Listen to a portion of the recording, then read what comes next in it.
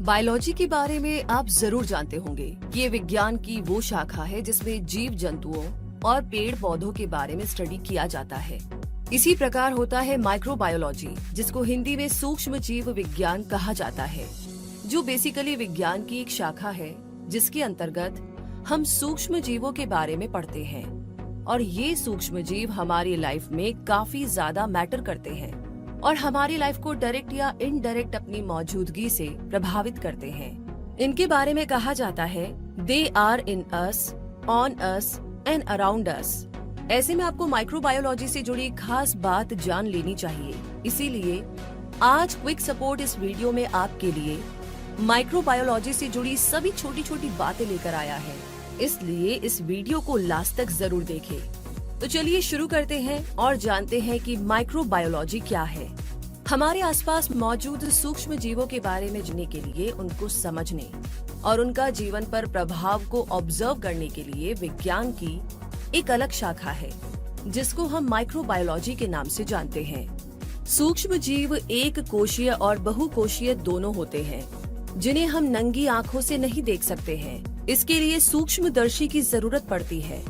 इसमें शामिल होते हैं बैक्टीरिया, वायरस, फंगी, कवक, जिनको सम्मिलित रूप से माइक्रोब कहा जाता है। और माइक्रोबायोलॉजिस्ट इन जीवाणुओं से इंसानों, पौधों और जानवरों पर पड़ने वाले पॉजिटिव और नेगेटिव प्रभाव को जानने की कोशिश करते हैं। बीमारियों की वजह जानने की कोशिश करते हैं। इसके अलावा जीन थेरेपी तकनीक के जरिए वे इंसानों में होने वाले सिस्टिक फाइब्रोसिस, कैंसर जैसे अन्य जेनेटिक डिसऑर्डर के बारे में जानने के प्रयास करते हैं।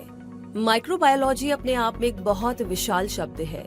इसकी बहुत शाखाएं हैं, जैसे विषाणु विज्ञान, कवच विज्ञान, परजीवी विज्ञान, जीवाणु विज्ञान आदि।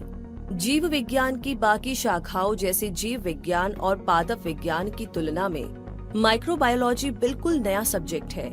ये अभी अपने प्रारंभिक स्तर पर है, जिसमें दिन ब दिन नए आविष्कार होते रहते हैं, जिसके कारण इस फील्ड में बहुत सारी करियर संभावनाएं भी है।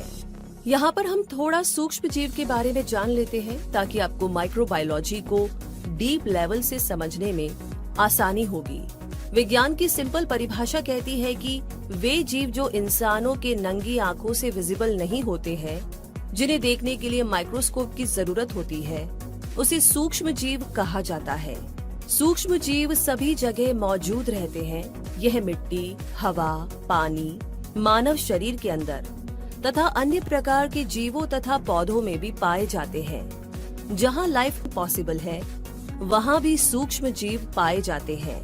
गर्म झरनों में, बर्फ में कई मीटर नीचे तक, नाभिकीय ऊर्जा में हमारे आसपास कितने सूक्ष्म जीव हैं, इसका अंदाजा इसी से लगा सकते हैं कि लगभग 1 ग्राम मिट्टी में 4 करोड़ जीवाणु और 1 मिलीलीटर जल में 10 लाख जीवाणु होते हैं।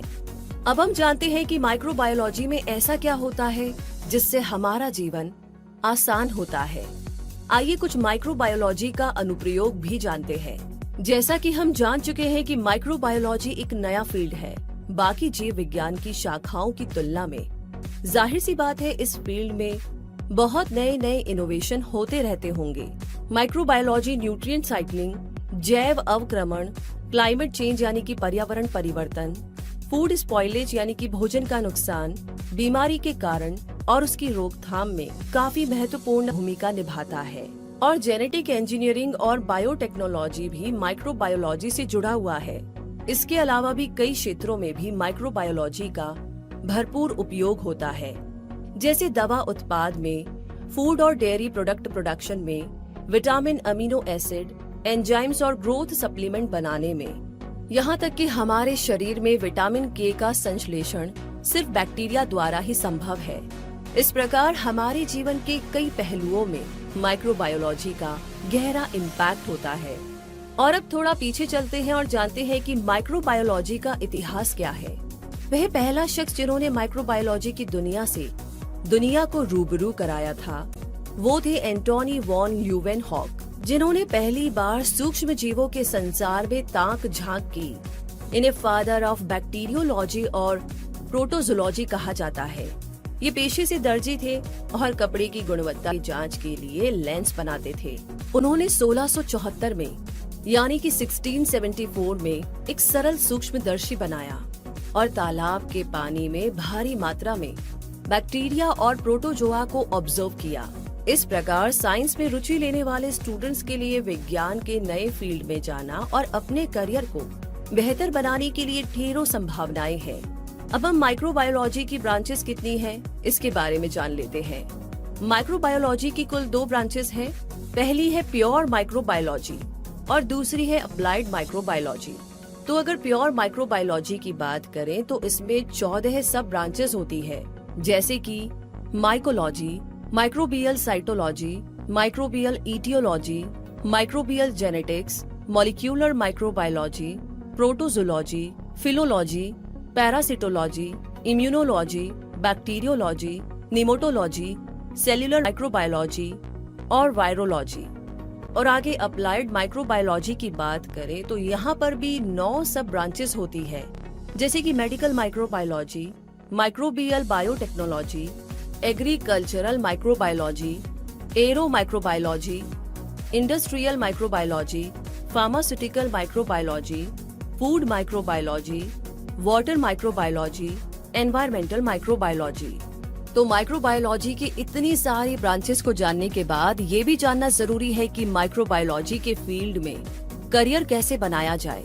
माइक्रोबायोलॉजी के फील्ड में करियर बनाने के लिए आपको बायोलॉजी से रिलेटेड कोर्स करना जरूरी है, जैसे BSc in microbiology, BSc in applied microbiology, BSc in industrial microbiology, BSc in food technology, BSc in clinical microbiology, MSc in microbiology, MSc in applied microbiology, MSc in medical microbiology, MSc in microbial genetics and bio information. और अब जानते हैं कि microbiology करने के लिए criteria क्या होता है। अगर आप माइक्रोबायोलॉजी की पढ़ाई करना चाहते हैं तो इसके लिए आपको 10+2 क्लास में फिजिक्स, केमिस्ट्री और बायोलॉजी सब्जेक्ट से मिनिमम 50% मार्क्स से पास होना जरूरी है। कुछ के लिए एंट्रेंस एग्जाम भी क्लियर करना जरूरी होता है। पोस्ट ग्रेजुएशन करने के लिए आपको इससे रिलेटेड बैचलर डिग्री होल्डर होना जरूरी है। पोस्ट ग्रेजुएशन के बाद आप माइक्रोबायोलॉजी में पीएचडी भी कर सकते हैं। और अब जानते हैं माइक्रोबायोलॉजी से जुड़े डिग्री कोर्स अवेलेबल करवाने वाले कुछ इंस्टीट्यूट के नाम क्या है।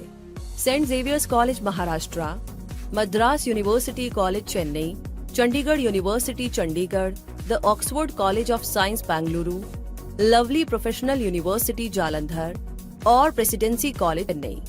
अब लास्ट पॉइंट जान लेते हैं कि माइक्रोबायोलॉजी में करियर स्कोप क्या है और इससे रिलेटेड कौन से कोर्सेज करने के बाद आपको जॉब कहाँ मिलेगी। माइक्रोबायोलॉजी में कोर्स करने के बाद आप माइक्रोबायोलॉजिस्ट कहे जाने लगेंगे और माइक्रोबायोलॉजिस्ट के रूप में आप किसी साइंटिस्ट के साथ रिसर्च कर सकते हैं। इसके अलावा हॉस्पिटल, लेबोरेटरी, क्लिनिकल यूनिवर्सिटी, निजी और सरकारी क्षेत्र, फार्मास्यूटिकल, डेयरी प्रोडक्ट, टीचिंग आदि क्षेत्र में काम कर सकते हैं। तो दोस्तों, माइक्रोबायोलॉजी क्या है और किस तरीके से ये हमारी लाइफ को प्रभावित करता है और कैसे आप इस फील्ड में करियर बना सकते हैं, इस वीडियो में जान गए होंगे। और क्विक सपोर्ट को पूरी उम्मीद है कि माइक्रोबायोलॉजी से जुड़ी ये सारी जानकारी आपको पसंद आई होगी और इसे समझना भी आपके लिए आसान साबित हुआ होगा। आगे भी इस प्रकार के अनूठे और लाजवाब वीडियो इफेक्ट के साथ जानकारी हासिल करने के लिए हमारे चैनल को सब्सक्राइब करके बेल आइकन को जरूर प्रेस करें। मिलते हैं दोबारा फिर से नए वीडियो में। तब तक के लिए जरूर बताइएगा कमेंट बॉक्स में लिख करके कि आपको ये वीडियो कैसा लगा, ये जानकारी कैसी लगी, आगे किस बारे में आप जानना चाहते हैं वो भी बता दीजिए। तो रखिए अपना बहुत सारा ध्यान। धन्यवाद।